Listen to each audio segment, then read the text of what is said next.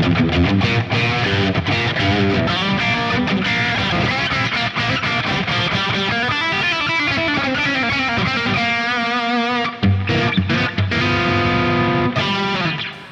hello there. Welcome to GuitarControl.com. Thank you so much for tuning in. Today we have a lesson all about connecting our pentatonic scale. So it's not uncommon to learn a scale and really get stuck in the mentality that we have to kind of, especially in pentatonic scales, stay in one box at a time and kind of just play through. It's like, well, this is where I am. This is what I've got to play. And I really want to get us broken out of that thought process, and especially the muscle memory is probably the toughest thing to break, but I have a lick here, or exercise, that is going to really kind of break us out of that. So make sure you get the tabs. They are down below in the description, and you can follow right along with them, and it makes it a lot easier. You can visually see it, and then you can hear me babble on and try to play this stuff for you. So other than that, let's go ahead and get to the lick, and we'll have you on your way blazing through them pentatonic scales.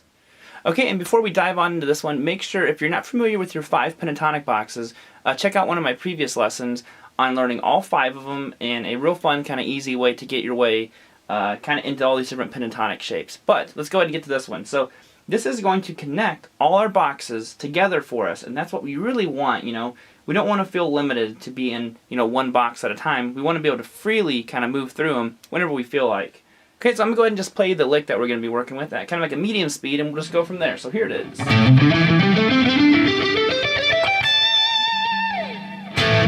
So like I said, it's all out of A minor, and we're just slowly walking our way through all 5 pentatonic boxes. So we start right here in box number 1.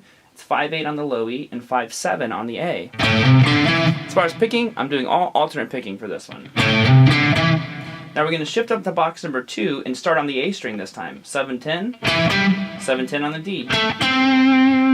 Okay, we're going to shift up again. Now we're going to be starting on the D string out of box number 3. This is going to go 10 to 12, and then 9 to 12 on the G. Okay, so we have...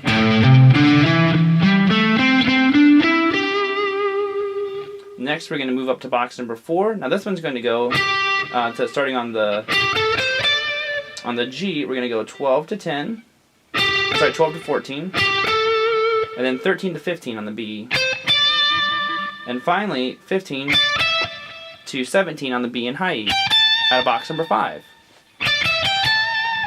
So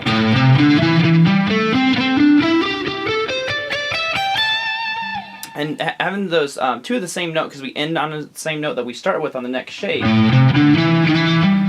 gives you this cool kind of like blurred kind of sound to it, or like a slurred sound, I should say.